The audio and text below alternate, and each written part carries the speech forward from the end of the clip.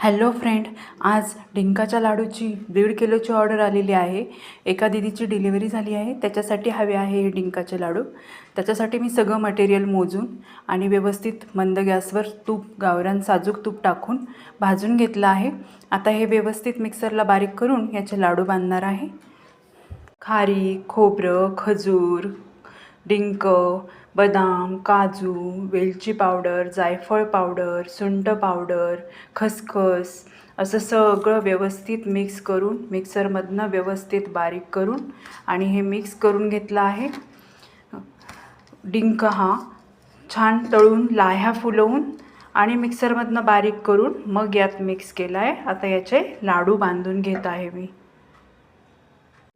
हे असे डिंकाचे लाडू तयार झालेले आहे। ऑर्डर पॅक केलेली आहे।